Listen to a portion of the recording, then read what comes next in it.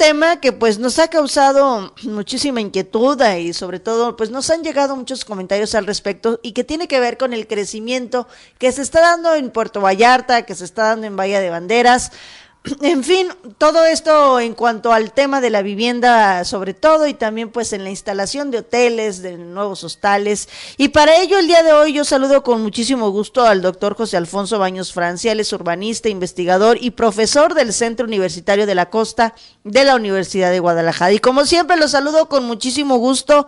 Doctor, ¿cómo se encuentra? Buen día. Saraí, muy buenos días, me da mucho gusto saludar a ti y a todo el auditorio, así las cosas, con este clima tan rico, ¿no?, que tenemos en Puerto Vallarta y en la Bahía de Banderas. Así es, doctor, y bueno, hablando de este clima tan rico y de verdad que ha causado pues muchísima sensación, sobre todo en el turismo extranjero, que busca venir a Puerto Vallarta, que busca visitar Bahía de Banderas, y a veces ya no solo de visita, sino que también algunos pues llegan para quedarse. Y en este sentido el tema también del día de hoy, doctor, porque hemos tenido información en los últimos días donde pues ha seguido creciendo el tema de la población, de gente que pues lo vivimos y lo escuchamos incluso la semana pasada cuando usted nos hablaba pues de esta nueva, digamos, gente que viene a trabajar a Puerto Vallarta y se queda a vivir aquí, que está rentando aquí, pero también está el tema del crecimiento acelerado de la vivienda y hemos estado recibiendo información de que hay de plano zonas donde ya no hay donde construir y además algunas donde se está construyendo de manera irregular. De este tema, doctor, ¿qué nos pudiera compartir?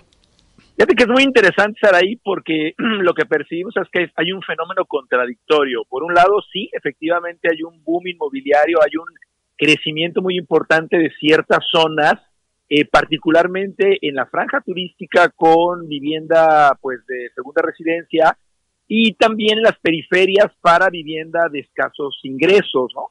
Entonces es como muy contradictorio porque al menos en Puerto Vallarta, en la zona urbana de Puerto Vallarta, la tercera parte de lo que ya tiene urbanización, lo que ya tiene calles, servicios como el agua, el drenaje, la luz, la tercera parte se mantiene baldía. Si observamos, por ejemplo, fraccionamientos como Fluvial Vallarta, una porción muy importante de ese fraccionamiento sigue sin construirse.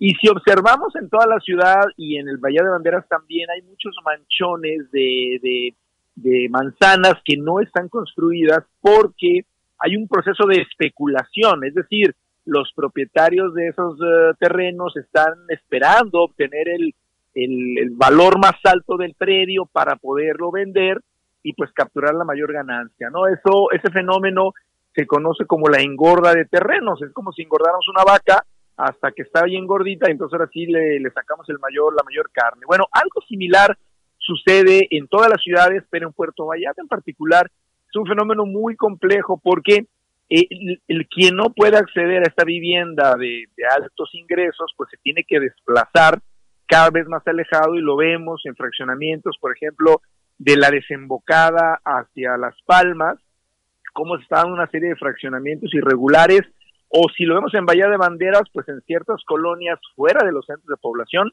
encontramos esas urbanizaciones que no tienen autorización del ayuntamiento, que se hacen de manera espontánea, que suelen suceder en terrenos ejidales y que suelen no tener los servicios básicos incluidos, ¿no?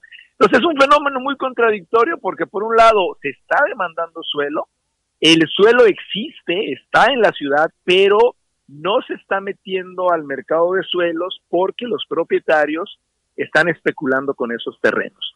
¿Qué se puede hacer? Esa es una buena pregunta. Bueno, pues encontrar un mecanismo para que aquellas personas que están especulando con sus terrenos, pues puedan desprenderse de ellos de manera pues relativamente rápida para que no aumente el costo de la vivienda, que es lo que estamos viendo en los últimos meses.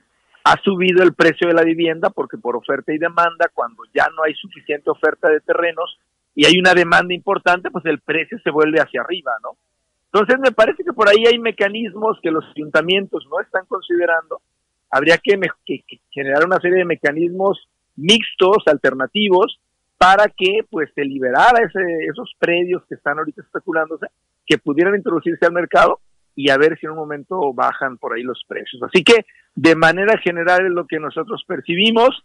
un mercado muy contradictorio, un mercado que sí tiene una demanda, o sea, sí hay personas extranjeras que están adquiriendo estas propiedades, también hay personas de escasos ingresos que se están yendo a las periferias, y la pregunta que tenemos que hacernos es con qué mecanismos las autoridades pueden encontrar ese balance para que el acceso a la vivienda y al suelo pues no dependa solamente de las leyes del mercado. Y en este sentido, doctor, ¿vale la pena también pensar en vivienda vertical? ¿Es una opción, sería una opción? ¿Cómo lo verían ustedes como urbanistas? La vivienda vertical es una muy buena opción, lo hemos visto, por ejemplo, en el modelo de ciudad europea. Las ciudades mediterráneas suelen vivir en 7 niveles más o menos. Eso facilita que no se consuma mucho suelo, es decir, las ciudades no se expanden, se mantienen concentradas. Pero el fenómeno que hemos observado en Puerto Vallarta es que la única vivienda vertical que se está construyendo es mayoritariamente la vivienda turística, la que se localiza en la franja hotelera o en la franja turística. Hay pocas experiencias de vivienda vertical para los habitantes locales. Ya empieza a haber, por ejemplo, cerca de la central camionera en Puerto Vallarta, sobre Avenida México, empiezan a aparecer ya algunos edificios más enfocados a la gente local.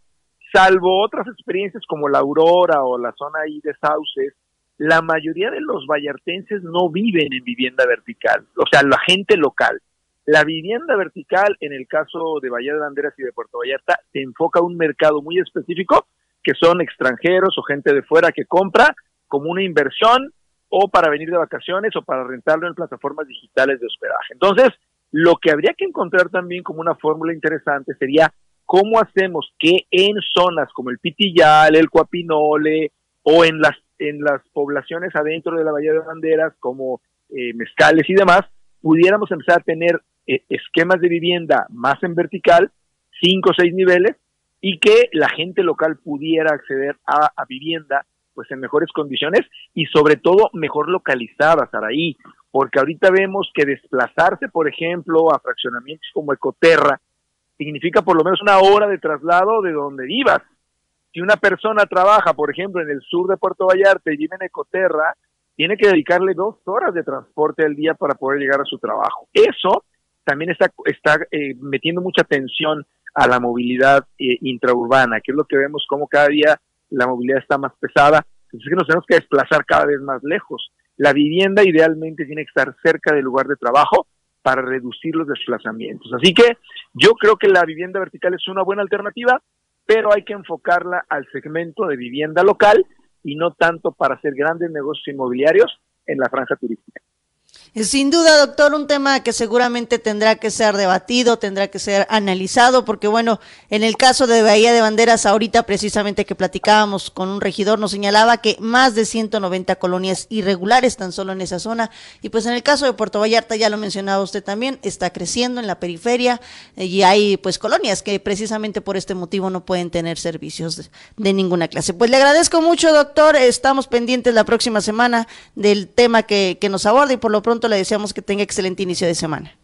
Igualmente, Sara, y para todos, excelente lunes y buena semana. Gracias, ya lo escuchó usted hoy platicando con el doctor José Alfonso Baños Francia, urbanista e investigador y profesor del Centro Universitario de la Costa de la Universidad de Guadalajara.